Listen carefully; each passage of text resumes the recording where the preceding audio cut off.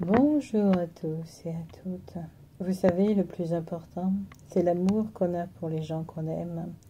Le plus important, c'est de dire à quelqu'un qu'on l'aime avant de devoir partir, prendre sa journée, s'en aller travailler, que ce soit un enfant, que ce soit un ami ou un amant, ou un mari, ou une femme, ou la maîtresse. Enfin bref, le plus important, c'est de dire à l'autre « je t'aime ». Le plus important également, c'est de prendre conscience de la réalité de cette vie. Le plus important, c'est de ne pas s'immerger dans ce matériel, ce bling-bling qui va à toute allure. Non, le plus important, c'est de vivre en équation avec les énergies. C'est d'être dans les énergies du Père. C'est de sortir de cette matrice. Je vous ai mis des vidéos sur le secret de la magie.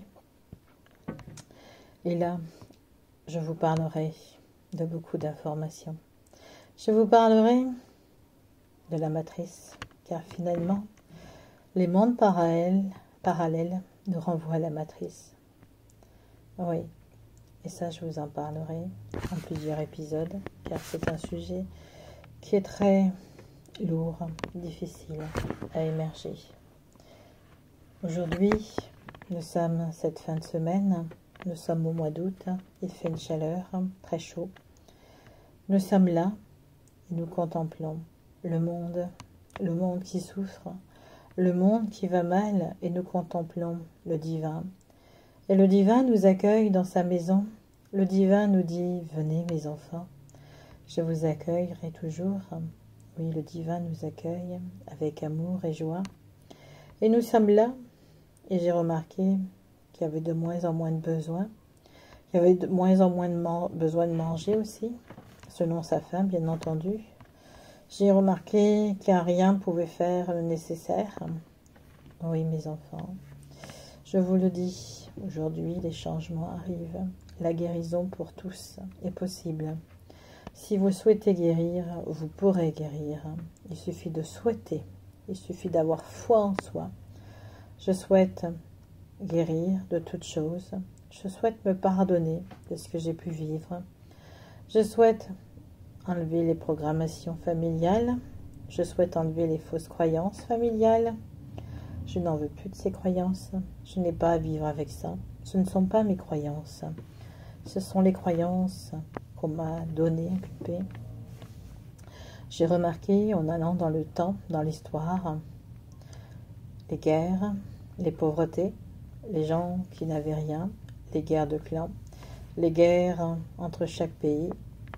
Pourquoi faisons-nous la guerre? Avez-vous une idée de ce qui se passe?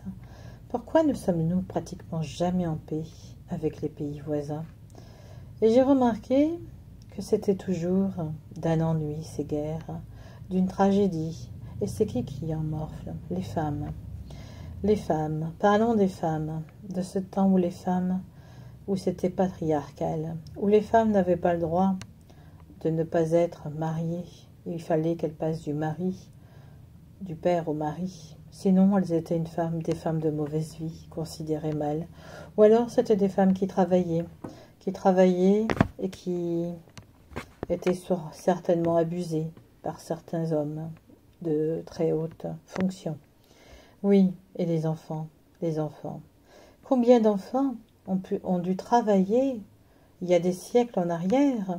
Il n'y a pas si longtemps que ça, des enfants étaient tout petits, travaillaient. Je vous dis, quand je regarde l'histoire du monde, là c'est moche. Des mines, ils envoyaient des enfants. Dans les maisons, pour nettoyer les cheminées, c'était des très jeunes enfants qu'on envoyait. Les gens étaient très pauvres, ils n'avaient pas de quoi vivre. Les femmes étaient souvent battues, mal considérées, prostituées. Et j'en passe, elles n'avaient pas de foyer, n'avaient pas de quoi. Certaines avaient du travail, mais tellement mal payées. Et puis on se servait d'elles pour autre chose. Oui, ce monde est écœurant, je vous le dis. Car regardez ces réalités du temps passé, et regardez l'esclavage. Avant que ce soit les Noirs, c'était les Blancs aussi. Les Blancs exploitaient des Blancs, ça a toujours été aussi. Sous Rome, nous avons les Grecs, les Égyptiens. Ils ont tous eu des esclaves, tous possédés. Et aujourd'hui, nous sommes considérés comme de l'esclavage moderne. Nous sommes affranchis, mais nous sommes esclaves quelque part d'une société, des castes aussi, des échelons. Oui, personne ne sera plus haut que vous. Personne n'est noble, à part vous-même. Quand je regarde l'histoire du monde, je prends peur. Je me dis, c'est pas possible que ces gens se sont pris pour plus haut que rien, et d'autres qui étaient plus bas. Oui, je vous le dis, en réalité, on s'est moqué de nous. On s'est moqué. Puis regardez la Russie. Regardez la pauvre Russie. La Russie qui s'est libérée qu'au moment de la Révolution. Les gens qui étaient pauvres, très pauvres. 1917, la fin du tsar, la mort, l'abomination de la mort, les chocs, les horreurs, les gens qui ont été qui avaient froid, qui avaient faim, qui n'avaient rien à manger. Combien de pays ont fait révolution pour que certaines prennent le contrôle aujourd'hui? Combien de gens sont-ils morts pour des idéaux d'un certain monsieur, en Allemagne par exemple? Combien sont-ils partis, laissés dans une génocide? Et le génocide qui continue aujourd'hui, sauf qu'on ne vous le dira pas, qu'il y a un génocide. On vous mentira jusqu'au bout. Depuis quand la pyramide s'inquiète-t-elle pour notre santé? Non, c'est pas normal tout ça, je vous le dis. Les mensonges, les lasers qui peuvent, vous savez, qui peuvent, avec leurs armes, en haut du ciel, éliminer des villes, des mers. Ils peuvent tuer des gens en rien de temps. On l'a vu pour Hawaï. On ne me dira pas que c'est le volcan, je n'y crois pas. Il y en a qui nous avertissaient au niveau de la nourriture. Regardez le film avec Louis de Funès, l'aile ou la cuisse. Déjà là, c'était un film qui avertissait de la grande production. De la grande production négative, malheureusement. Que mettent-ils vraiment dans les sachets des magasins? Du plastique, peut-être? Allez savoir. Il y a bien eu en Chine ce genre de choses. Voilà. Posez-vous des questions intéressantes. Posez-vous réellement les questions. Que se passe-t-il réellement sur Terre?